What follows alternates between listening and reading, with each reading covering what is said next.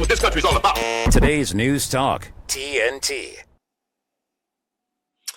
It seems like only yesterday that WikiLeaks came on the scene, and I was talking about some of the documents and videos they had been putting out. They really did take the world by storm now, well over 15 years ago. And again, if you've been following the story, Monday, we are supposed to find out whether or not Julian Assange will be extradited wrongfully to the United States to face espionage charges. Now, some months ago, I was actually able to watch the film The Trust Fall on Julian Assange. It is an excellent film. And before we go to the filmmaker himself, we're going to play the trailer for folks because this is a huge issue and will continue to be such. So without further ado, the trailer for The Trust Fall.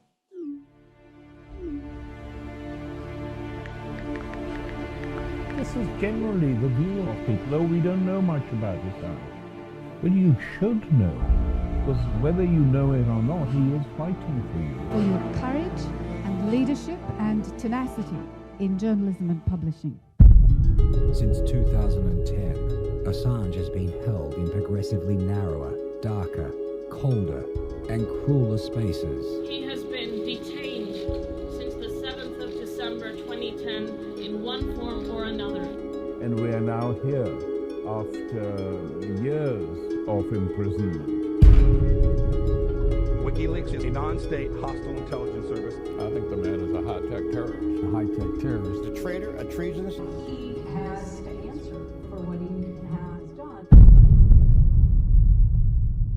Assange faces up to 175 years in prison for publishing classified documents exposing U.S. war crimes. The U.S. government narrative about Julian is a complete fraud. It is a complete fraud from A to Z.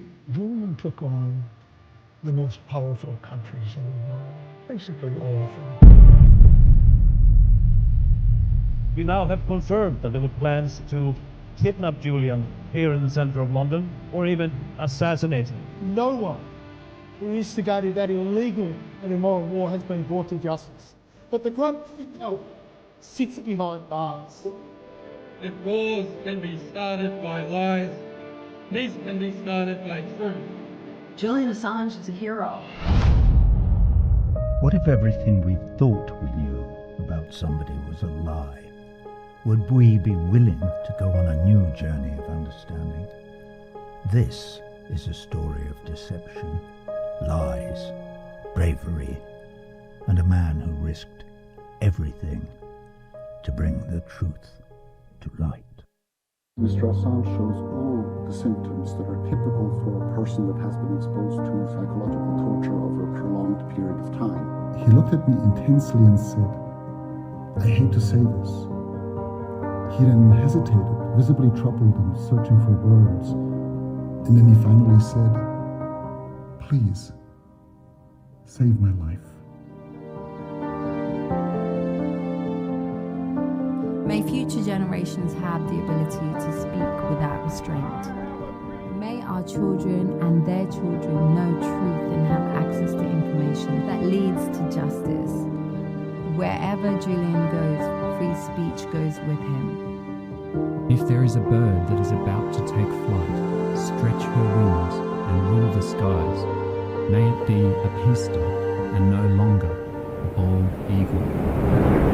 If you think Assange is a traitor, he's a rapist, he's a narcissist, he's a hacker, I don't blame you because you have been deceived.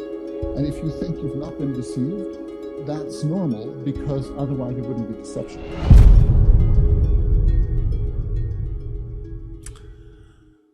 There it is, folks, the trust fall. And I don't know that there is a better tool out there to enlighten somebody who is simply ignorant of the case of Julian Assange, what's going on and how important it really is. Joining us now is filmmaker Kim Staton. Thank you so much for being with us.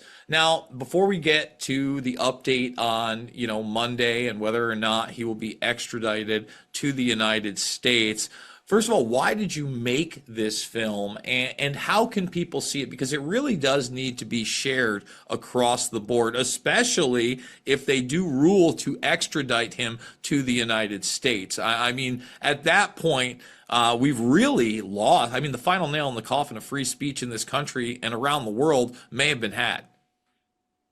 Thanks for having me, Jason. Look, we made this film because we felt like the world needed a film that really gives a real overview of the entire debacle, this whole story.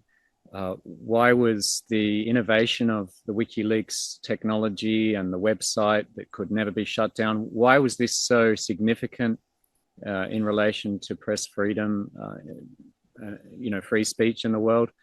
And just to help people understand, finally make sense of this, to be able to sit down for 2 hours and go from 0 to 100 in that time. It's currently in cinemas in Australia, New Zealand, and the UK. We have limited resources to distribute it, so we can't put it out to the entire world straight away, but we are getting ready to release it in the US. Well, I hope so, because again, I watched this film several months ago now when you came on my other program, and it's utterly excellent. You should be commended. Now, there's a lot of focus, especially surrounding the collateral damage video. And I remember watching the film, and it was the first time that I had seen the collateral damage video start to finish really in years. And that makes it even more egregious. Basically, we had this situation where unarmed journalists and civilians were gunned down by the U.S. military. It was highly covered up, and I'm just going to say it's a very hard video to watch, especially start to finish, because you're watching the murder of innocent people. Yeah, well, that's just one of the 10 million documents that WikiLeaks have on their website that they've disclosed to the world over that period of time since WikiLeaks started in 2006. The collateral murder video, it's the most visceral video ever, probably, that's ever been taken from the modern era of wars to show us what modern wars are really like. That's what started it all for me in 2010. I saw it on the news. It was awful to watch. I knew that there was something terribly, terribly wrong. And not only that incident, but also the attitudes of the soldiers that are committing that crime, the commentary as they're killing those people, the 2 journalists, the 10 civilians. They're commenting as if it's a video game, as if they're detached from what they're doing. And I think that video just really changed the world.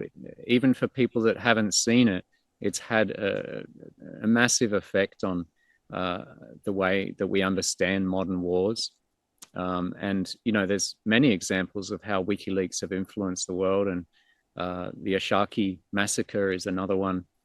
In 2006, during the Iraq War, US and NATO allies went to a house in a town in Iraq called Ashaki.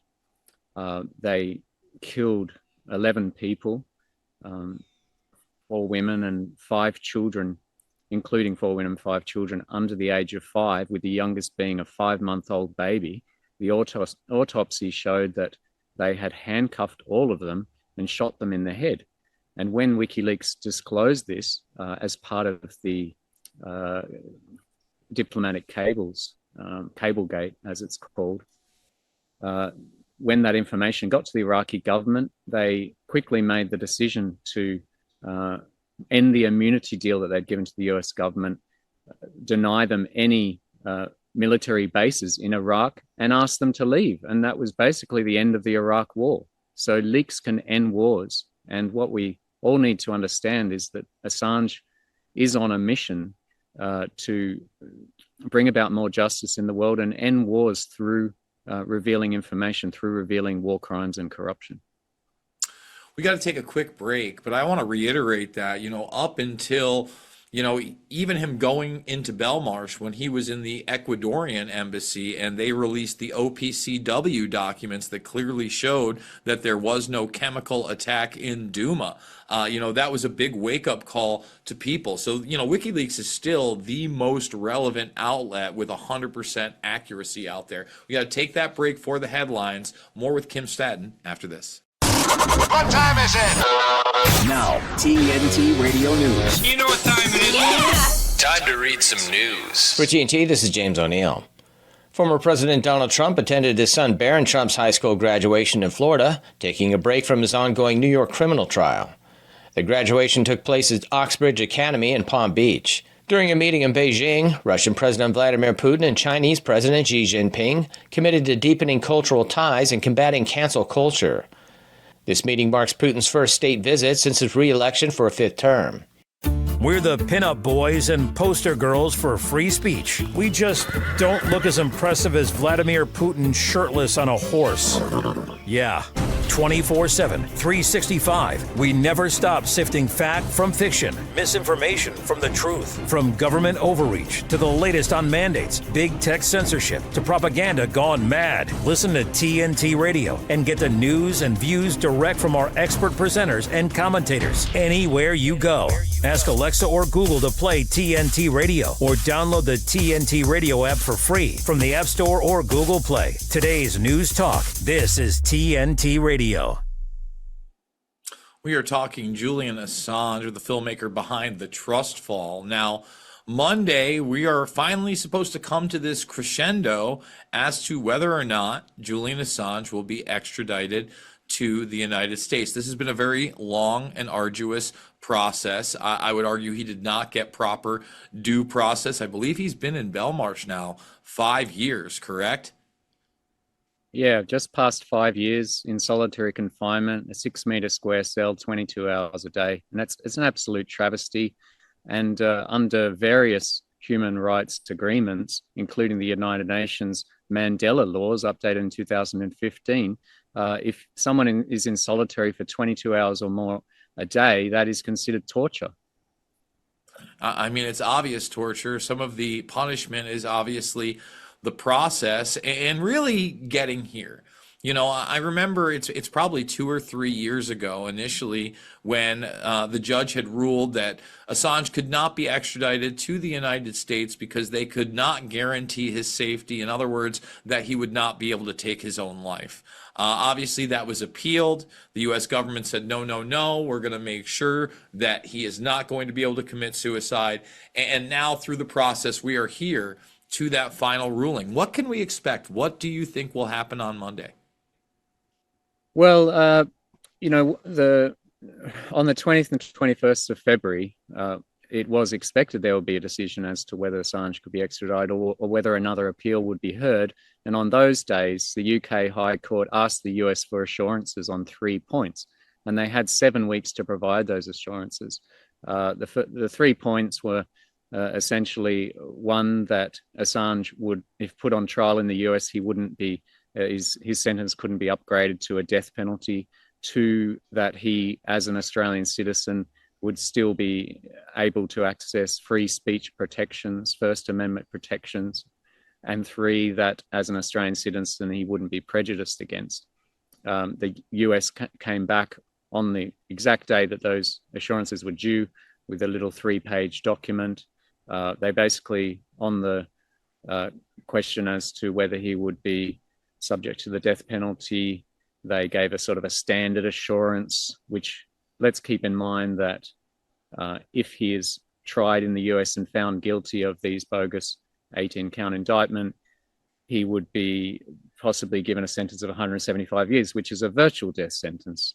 And also, let's remember that the US plotted to assassinate him in London while he was in the embassy. The CIA under Mike Pompeo, they were sketching up plans of how they could rub him out. So on that assurance, it was a standard assurance. In regards to free speech, the First Amendment protections, when on trial, they said that he could seek to apply, basically, that he could try his luck when he's in a court in the US.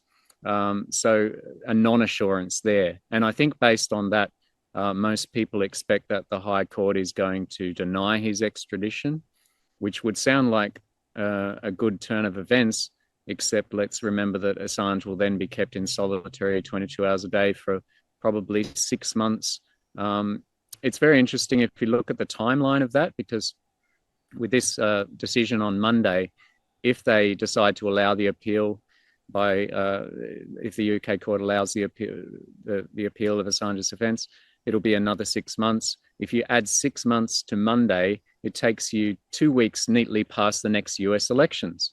And it seems apparent to me that Biden, while he struts around and makes claims that he defends free speech, he said a couple of weeks ago in an interview, he said, "I will always defend free speech." He doesn't want, leading up to the next elections, a journalist arriving into the US in handcuffs. So you think that they're going to punt it for, right after the election, and then there will be a ruling essentially? And do you think it matters whether or not Trump or Biden gets in, or is it a foregone conclusion that after this election, he ends up coming to the United States charged with the Espionage Act and in a court system that has a 100% conviction rate? It's hard to tell because, Trump has given mixed messages. On one hand, he said, "I love WikiLeaks." The next minute, he's saying Julian should be given the death penalty, something along those lines, or that he doesn't know anything about WikiLeaks. But Trump is the one, let's remember that he's the one that went after Assange. Biden in the film, we quote him as saying that Assange is a high-tech terrorist. Look, there's not much difference between Trump and Biden these days. I think that's pretty much been exposed, that neither of them are really patriots. They're not interested in real democracy and real free speech. Kim, we have run out of time. I hope people check out the Trust Fall. We're obviously going to be following this case, and we're hoping for the best on Monday, but we haven't had the best results, and we can only hope that Julian Assange can survive in this type of environment. Thank you so much for joining us.